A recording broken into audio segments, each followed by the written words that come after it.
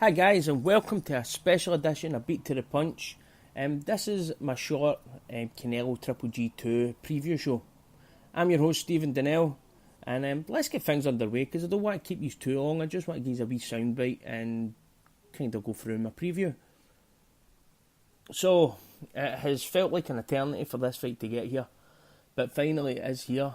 And after all the trash talking and people just, everyday stories in the media getting released, it was kind of dragging on a bit, But now, it's finally fight week, we can all get excited, and we're finally going to get an answer to this question. So, coming into this one, Triple G has made sure that this fight has been boiling in some bad blood between him and Canelo, which I think has been a great ploy to try and get into Canelo's head, and it might just have worked because Canelo's refused to do any press tours. He doesn't want to be in the same room as Triple G. Now that would suggest that Triple G has got into his head. Now come fight night, if Triple G can go in there and detach himself from the emotion of the situation that he's in, and just fight the way that he can fight, it could give him a bit of an upper hand on Saturday night. But then again, Canelo might be a young man, but he's an old pro. You know what I mean? He's very, very experienced. And maybe, just separating himself for the full situation has been the best for him. Maybe it's not been anything to do with Triple G. Maybe he just wants to separate himself for the full situation and go and lock himself in a camp. So, how can we compare Saturday night to the last fight? What we're going to look at. What do they need? What does each fighter need to improve if they're going to improve their chances of winning this time? I think for Triple G, it's got to be that he has to start quicker. He has to start quicker. He can't give away the first 3 or 4 rounds. He has to establish that jab for the opening bell. If he does that, he doubles his chance of winning. If you ask me. I feel that in the last fight, once it goes to the middle rounds and Triple G had his jab pumping out, then that's when I thought he took Canelo off of his game plan and he made Canelo fight a fight that he didn't want to fight.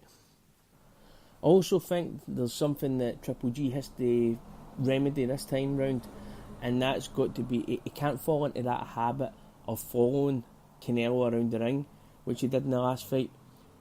I used to give Triple G so much credit for how he cut the ring off against lesser opposition, but I think we noticed against Canelo that maybe he's just slowed half a step, and he just couldn't shut the door on him. He just couldn't cut the ring off. On Canelo, anytime Canelo backed himself onto the ropes, he could always get out quite easy. But to be honest with you, I don't have any doubt that I think that Triple G and Abel Sanchez would have been working on that, because it was that glaring that Triple G looked slow. So I think that they would have been working on that specifically for this fight. What about Canelo? What can he do different this time?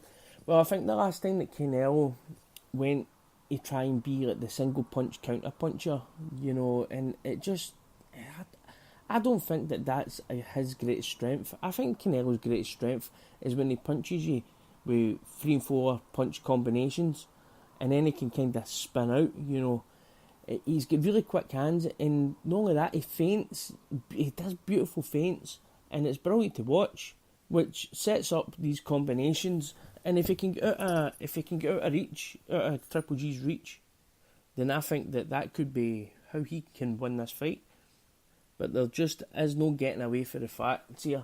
There is no getting away for the fact that Canelo was coming in here much, much smaller than he did in the first fight. Now I know there'll be people sitting here shouting, going, it's because he's off of the beef. No, yeah, that is probably why, but let's not go into that. We've not got long enough.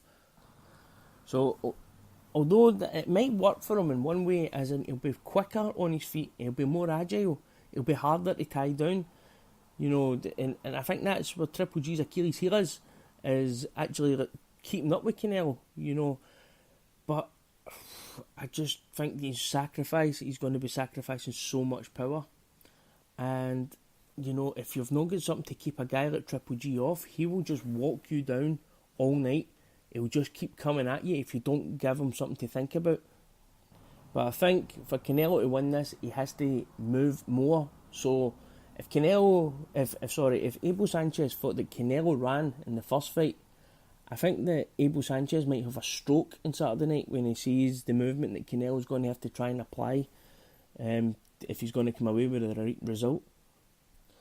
So how do I see this one going? Well, I kind of see Canelo opening up a lead early on. I think that Canelo will start quick. It'll be too quick for Triple G, and he'll kind of show up that Triple G is 36 years old now. You know, he'll kind of show up that he's slowing down quite a bit. But as this fight goes on and Canelo gets more and more tired and he slows down, I just think that the size difference in the two guys is just going to be too big a factor.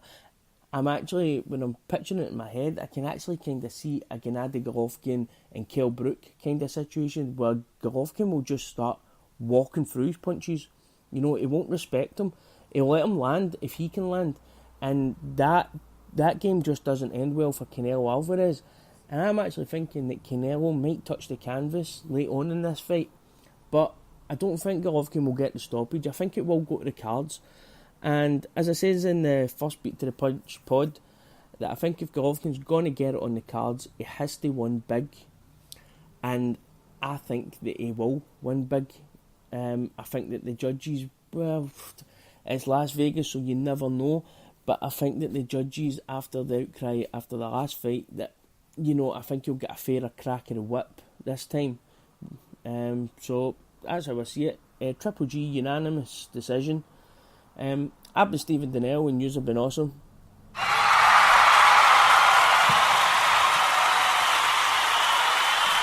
Cheers. Bye. Thanks. Woo-hoo.